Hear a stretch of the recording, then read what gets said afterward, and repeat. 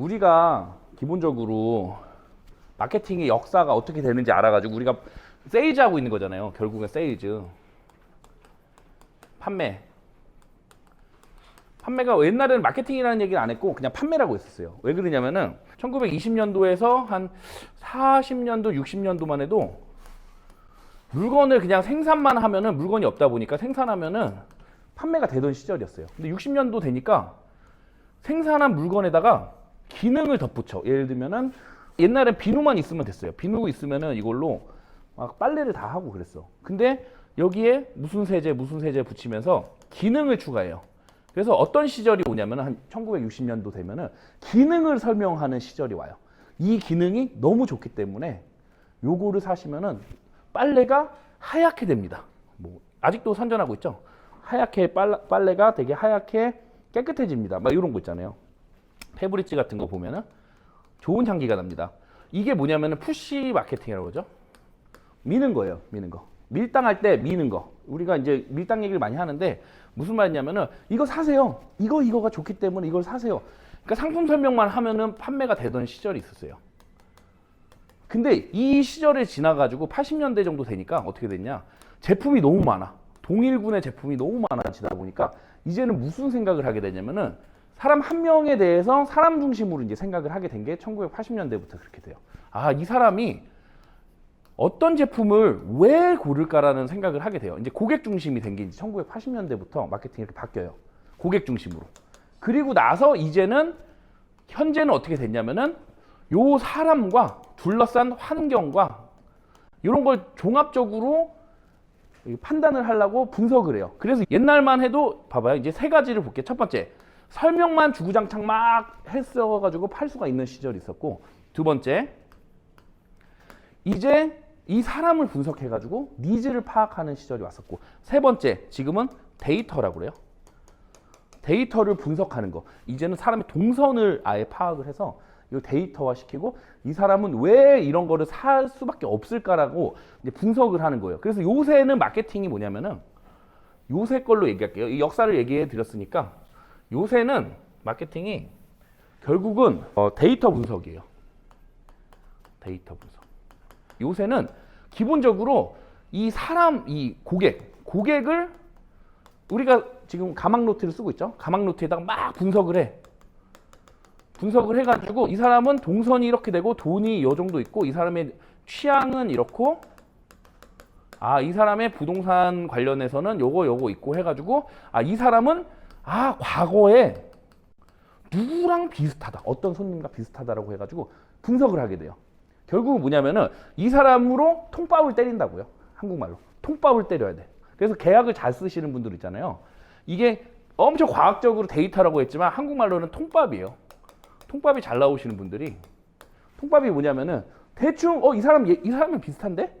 그럼 비슷한 동선을 갖고 비슷하게 생활을 하겠네라는 많은 사례를 갖고 있으신 분들이 계약을 이만큼 쓰던 분들이 더 잘 쓰고 더 잘 쓰고 더 잘 쓰고, 그러니까 하나 쓴 분이 2개 쓰고 3개 쓰고 4개 쓰고 이런 상황이 발생할 수밖에 없다 이거예요. 통밥.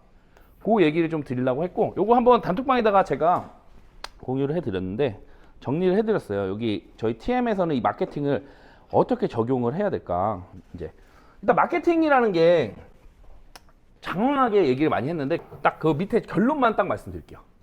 고객의 니즈, 필요성이죠. 필요성을 파악하고 그 다음에 그에 맞는 스토리를 주는 거예요. 그에 맞는 스토리를 주자. 스토리텔링. 요게 결론이에요. 그러니까 결국은 많은 얘기를 했는데 결국 분석을 해야 돼요. 분석을 한국말로 아까 말씀드린 통밥을 때리는 거예요. 추측. 통밥이 뭐야? 추측이잖아요. 추측. 모르면은 물어봐서라도 팀장님들한테 이런 사람은 의논을 많이 하셔야 돼요. 이런 사람은 어떤 사람일까요? 데이터가 있잖아, 머릿속에요. 팀장님들. 이런 사람은 어떤 사람일까요? 본부장님들한테도 이런 사람 어떤 사람일까? 해서 사람 한 명을 엄청 디테일하게 적어야 돼. 이 사람은 이렇게 해서 내가 옛날에 봤던 사람 누구랑은 비슷한데 그리고 팀장님이랑 의논을 해가지고 이거는 이게 맞나요? 아 내가 봤던 사람이 누구고 부부장님이랑 의논해서 누구 맞나요? 해가지고 이 사람의 어느 정도 동선과 부동산 성향이라든가 이런 걸 많이 봐야 돼요. 두 가지 의미가 있습니다. 첫 번째, 이렇게 하면 뭐가 되냐면은 이 사람 대충 파악이 좀 돼요. 파악. 이게 니즈 필요성이 파악이 돼요. 이 사람은 어떤 부동산이 맞는지에 대해서. 두 번째 뭐가 되냐면은 이렇게 많이 보잖아요. 익숙해지면 뭐냐면 이 사람이 친해집니다. 제가 말하는 거는 내가 이 사람에 대한 노트를 많이 보고 있었는데 왜 친해지냐면은 그 사람은 나랑 안 친해졌죠. 근데 나는 이 사람이랑 노트를 계속 보고 있었기 때문에 친해져. 무슨 말이냐? 내가 생각했을 때 친하다는 감정이 들어요. 그 사람은 나한테 안 그래도. 그럼 전화할 때 그 마음의 바이브가 나옵니다. 무슨 말인지 알겠죠? 그러니까 요거를 많이 하잖아요. 이 가망 노트를 계속 보고 있잖아요. 이 사람은 이렇게 동선으로 해가지고 언제 시간을 내가지고 이 사람은 요 호시를 줬으면 좋겠다라는 거를 계속해서 보고 있잖아요.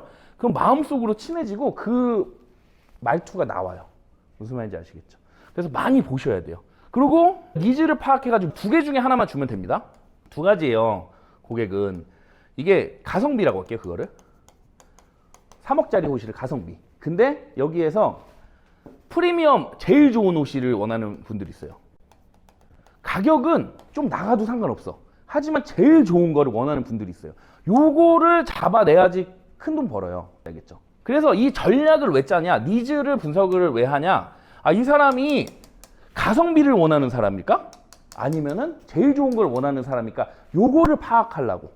자, 그래서 결론은 뭐냐? 분석을 하셔야 되는데 노트에다 적어가지고 니즈를 파악해서 노트에 적자. 왜 그런지에 대해서 이 사람에 대해서 많이 보고 그 다음에 둘 중에 하나 뭘 줄까요? 가성비 있는 걸 줄까? 아니면은 프리미엄 있는 거, 좋은 거, 제일 좋은 걸 줄까?